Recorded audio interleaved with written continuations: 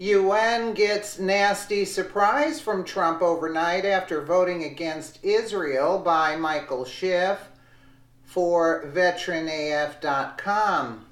The United Nations has never been known for their friendship to Israel. Rather, the United Nations has systematically over the years carried on a campaign to ostracize Israel from the international community, with the hope that this would somehow force Israel to give up land to the Palestinians in a manner which would lead to Israel's destruction.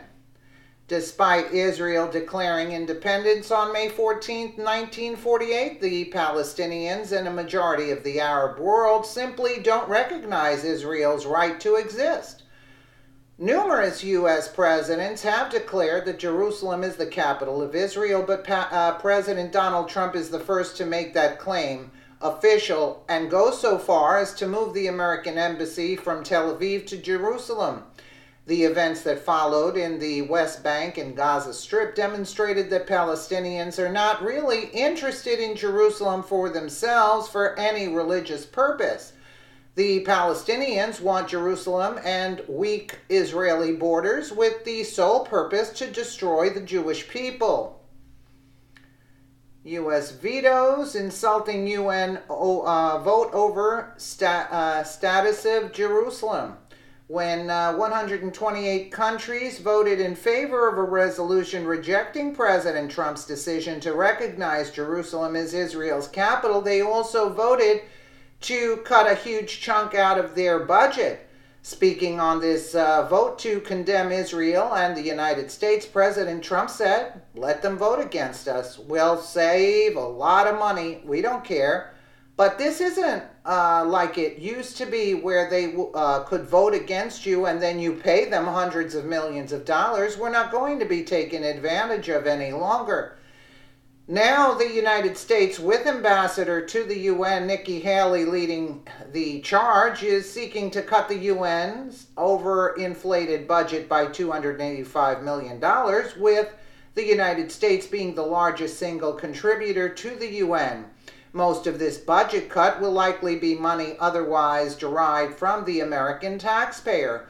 Speaking on the budget cut, Ambassador Nikki Haley said the inefficiency and overspending of the United Nations are well known. We will no longer let the generosity of the American people be taken advantage of or remain unchecked. This historic reduction in spending, in addition to many other moves towards a more efficient and accountable UN, is a big step in the right direction.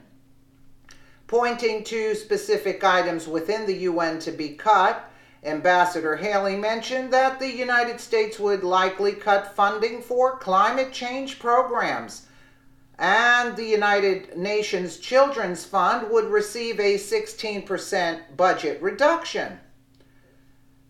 During his presidential campaign, President Trump often talked about the obscene amount of money the U.S. gives the UN, and these latest events seem to have greatly accelerated President Trump's plan to carry out that campaign promise. Speaking on the amount of money the USA gives the UN and what the Trump administration and Ambassador Haley expect in return, she said, "The United States is by far the single largest contributor to the UN and its agencies. We do this because it represents who we are. It is our American way, but we'll be honest with you, when we make generous contributions to the UN, we also have a legitimate expectation that our goodwill is recognized and respected. This goodwill has not been recognized for some time by the UN and now is going to cost them dearly. The USA accounts for approximately 33% of the UN's budget, which is $5.4 billion annually. Members of the UN are required to make contributions to the UN, and the amount is based on a country's population and their gross national income. President Trump ultimately dictates what money, if any, goes to the UN because it is the State Department which disperses the funds to the UN, and the State Department serves at the pleasure of the President of the United States. $5.4 billion? There's, like this is where our taxpayer money is spent. 5.4 billion to the UN annually? Are you kidding me? And meanwhile, people have to work like dogs to support this?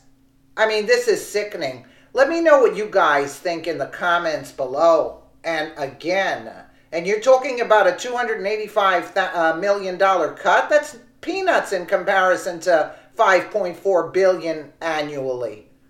Unbelievable waste of money. Let me know what you guys think again in the comments below. And again, thank you so much for watching.